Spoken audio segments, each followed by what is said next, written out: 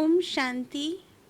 11/7/2020 की साकार मुरली। मीठे बच्चे, सदा एक ही फिक्र में रहो कि हमें अच्छी रीति पढ़कर अपने को राज तिलक देना है। पढ़ाई से ही राजाई मिलती है। प्रश्न: बच्चों को किस उल्लास में रहना है? दिल शिकस्त नहीं होना है, क्यों? उत्तर: सदा यही उल्लास रहे कि हमें इन लक्ष्मी नारायण जैसा बनना है, इसका पुरुषार्थ करना है। दिल शिकस्त कभी नहीं होना है, क्योंकि ये पढ़ाई बहुत सहज है। घर में रहते भी पढ़ सकते हो। इसकी कोई फीस नहीं है, लेकिन हिम्मत जरूर चाहिए। गीत: तुम ही हो माता, पिता तुम ही हो। ओम शांति। बच्चों ने अपने बाप की महिमा सुनी।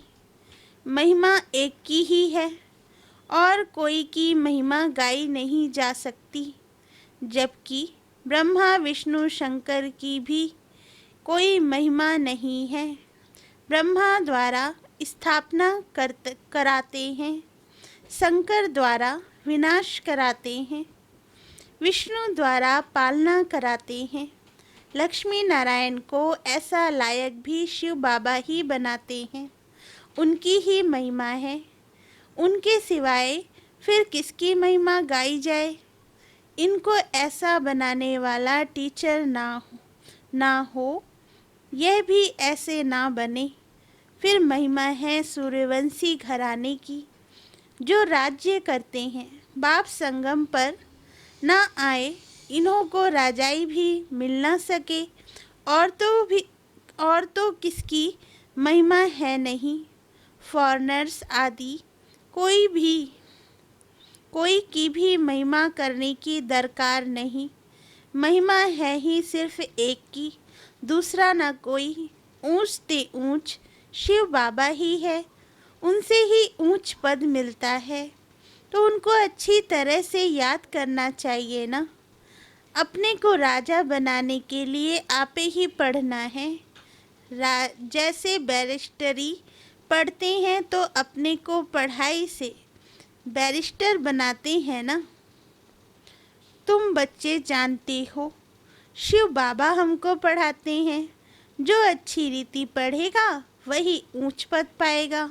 नहीं पढ़ने वाले पद पा ना सकें। पढ़ने लिए श्रीमत मिलती है। बाबा कहते, मूल बात है पावन बनने की, जिसके लिए पढ़ाई है। तुम जानते हो, इस समय सब तमोप्रधान पतित हैं। अच्छे व बुरे मनुष्य तो होते ही हैं। पवित्र रहने वाले को अच्छा कहा जाता है। अच्छा पढ़कर बड़ा आदमी बनता है तो महिमा होती है, परंतु है तो सब पतित ही पतित की महिमा करते हैं। सतयुग में है पावन, वहाँ कोई किसकी महिमा नहीं करते। यहाँ पवित्र सन्यासी भी हैं, अपवित्र गृहस्थी भी हैं, तो पवित्र की महिमा गाई जाती है। वहाँ तो यथा राजा रानी तथा प्रजा होते हैं, और कोई धर्म नहीं जिसके लिए पवित्र अपवित्र कहें। यहाँ तो कोई गृहस्थियों की भी महिमा गाते रहते, उनके लिए जैसे वही खुदा अल्लाह है। परंतु अल्लाह को तो पतित पावन लिबरेटर गाइड कहा जाता है। वह फिर सब कैसे हो सकते? दुनिया में कितना घोर अंधियारा है। बाबा कहते, अभी तुम बच्चे समझते हो, तो बच्चों को यह ओना रहना चाहिए, हमको पढ़कर अपने को राजा बनाना है। जो अच्छी रीति पुरुषार्थ करेंगे वही राज तिलक पाएंगे। बच्चों को उल्लास में रहना चाहिए। हम भी इन लक्ष्मी नारायण जैसा बने, इसमें मूझने की दरकार नहीं। पुरुषार्थ करना चाहिए, दिल शिकस्त नहीं होना चाहिए।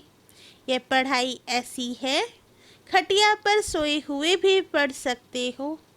विलायत में रहते भी पढ़ सकते हो, घर में रहते भी पढ़ सकते हो। इतनी सहज पढ़ाई है।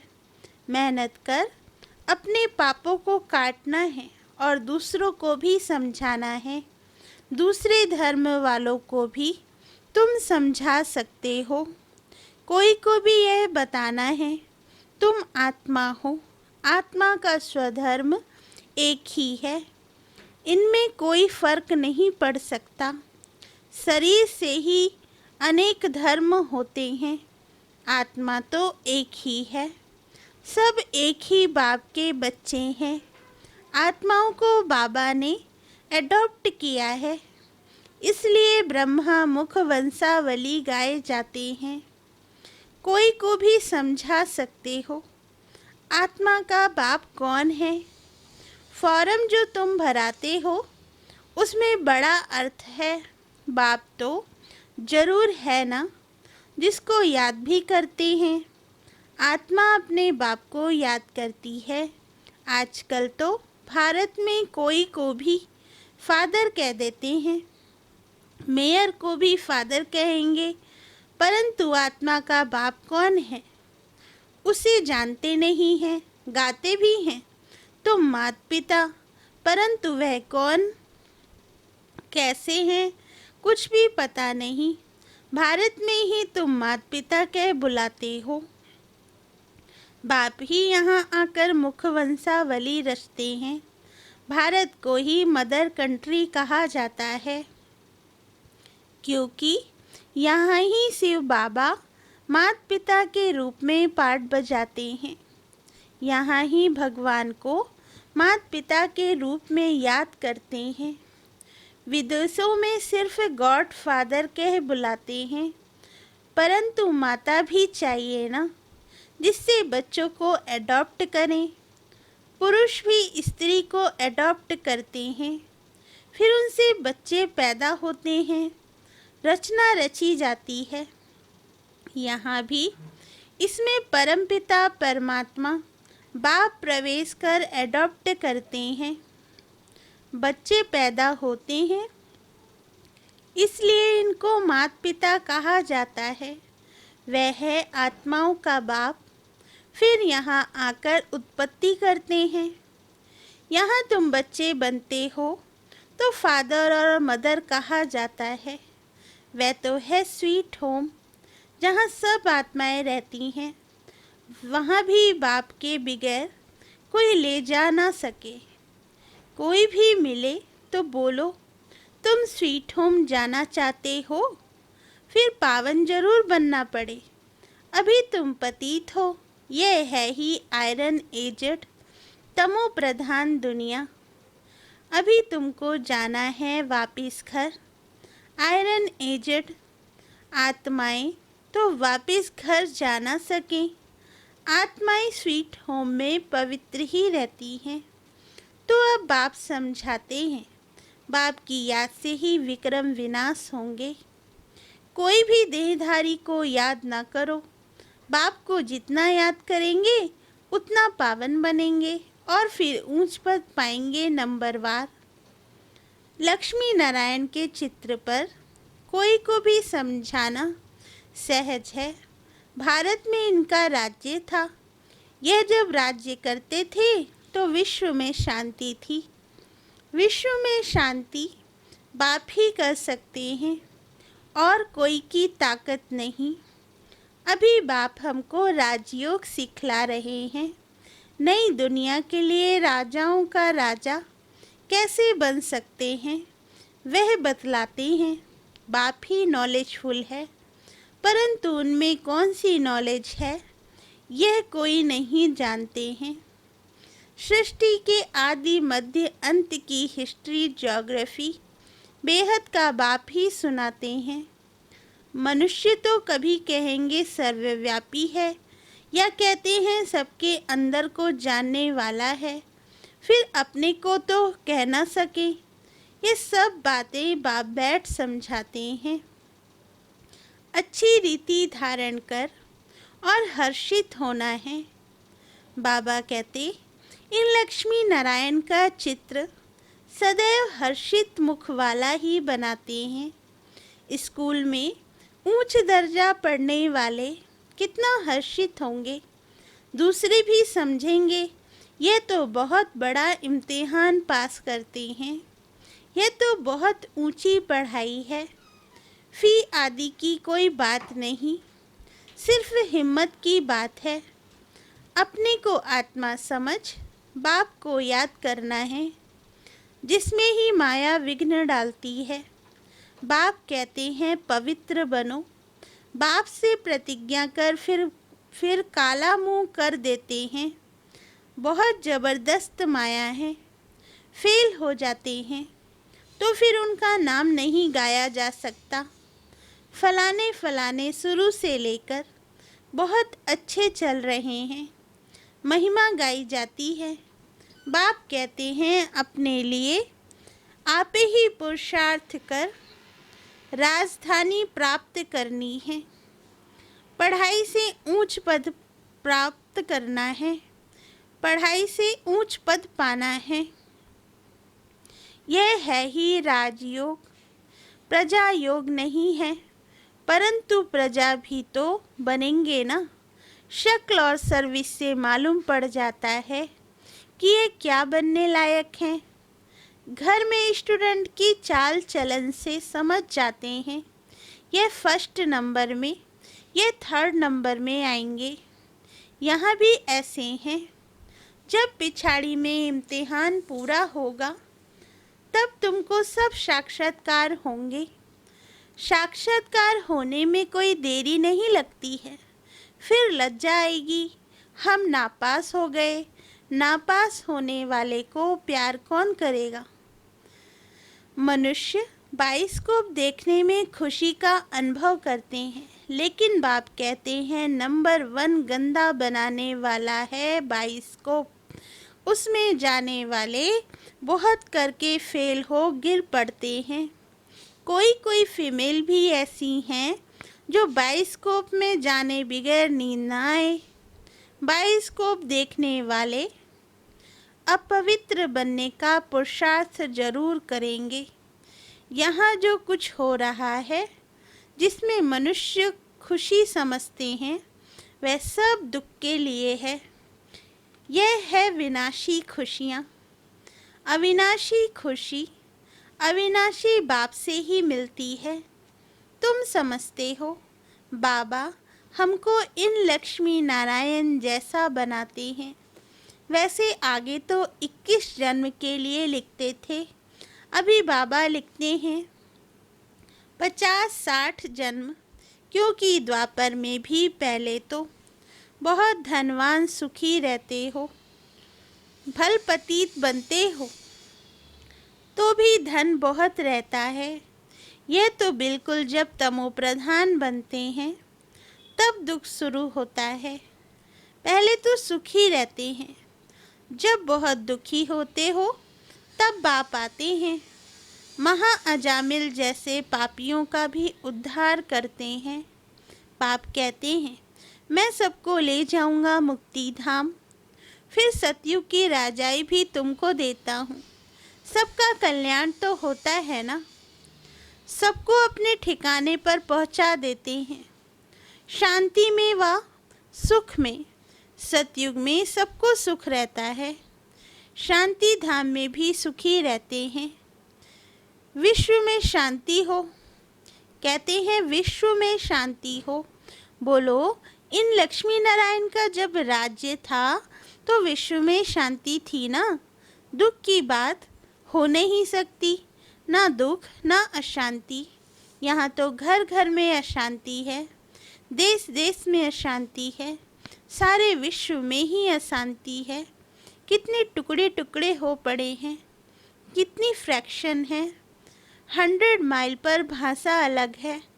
अब कहते हैं भारत की प्राचीन भाषा संस्कृत है। अब आदि सनातन धर्म का ही किसको पता नहीं है, तो फिर कैसे कह सकते कि यह प्राचीन भाषा है। फिर कैसे कहते कि यह प्राचीन भाषा है। तुम बता सकते हो आदि सनातन देवी देवता धर्म कब था? तुम्हारे में भी नंबरवार हैं। कोई तो डल हेड भी होते हैं। देखने में भी आता है जैसे पत्थर बुद्धि हैं। अज्ञान काल में भी कहते हैं ना, हे भगवान इनकी बुद्धि का ताला खोलो। बाप तुम बस सब बच्चों को ज्ञान की रोशनी देते हैं, उससे ताला खुलता जाता है। फिर भी कोई कोई की बुद्धि खुलती नहीं। कहते हैं बाबा आप बुद्धिवानों की बुद्धि हो, हमारे पति की बुद्धि का ताला खोलो। बाप कहते हैं इसलिए मैं थोड़े ही आया हूँ जो एक एक की बुद्धि का ताला बैठ खोलूं, फिर तो सबकी बुद्धि खुल जाए, सब महाराजा महारानी बन जाएं। हम कैसे सबका ताला खोलेंगे? उनको सतयुग में आना ही नहीं होगा तो हम ताला कैसे खोलेंगे? ड्रामा अनुसार समय पर ही उनकी बुद्धि खुलेगी। मैं कैसे खोलूँगा? ड्रामा के ऊपर भी है ना, सब फुल पास थोड़े ही होते हैं। स्कूल में भी नंबरवार होते हैं। यह भी पढ़ाई है, प्रजा भी बनना है। सबका ताला खुल जाए तो प्रजा कहाँ से आएगी? यह तो कायदा नहीं। तुम बच्चों को पुरुषार्थ करना है। हर एक के पुरुषार्थ से जाना जाता है।